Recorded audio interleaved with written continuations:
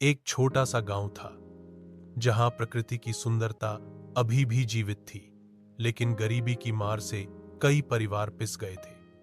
उसी गांव के किनारे पर एक पुरानी फटी हुई झोपड़ी थी जहां रहती थी एक वृद्ध महिला जिसे गांव वाले बूढ़ी मां कहते थे। बूढ़ी मां का असली नाम जानने वाले बहुत कम थे। उनके पति के जीवित रहने तक जीवन कुछ आसान था, लेकिन उनकी मृत्यु के बाद सारा बोझ मां के कंधों पर आ पड़ा। बेटा विदेश गया था, एक बार खबर की, फिर गायब हो गया। बहू भी वापस नहीं आ सकी। मां हर दिन प्रार्थना करती थी, हे भगवान, मेरे बच्चे सुखी रहें, लेकिन किसी ने उनका साथ नहीं दिया।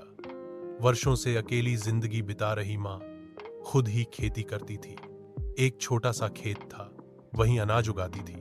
कभी कभार गांव वाले थोड़ी मदद करते थे, लेकिन ज्यादातर समय उन्हीं की मेहनत से चूल्हा जलता था। लेकिन बूढ़ी मां को अपने सच्चे साथी से कभी धोखा नहीं मिला, कुत्ते का आगमन। एक शाम, वर्षा का मौसम था, आकाश में बादल गरज रहे थे।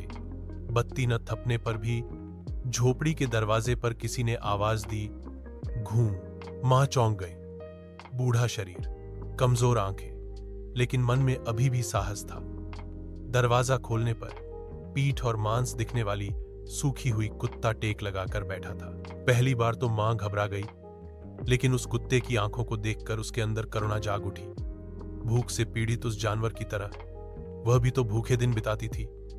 आओ बेटे, भूख लगी है, मां चिल्लाई। थोड़ा बचा हुआ ढिंडो और सब्जी दी। कुत्ते ने बिना देखे चबाया। त्यों रात कुकुर झोपड़ी के दरवाजे पर ही सो रहा था। सुबह उठने पर भी वह वहीं था। उस दिन से कुत्ते ने वह घर नहीं छोड़ा।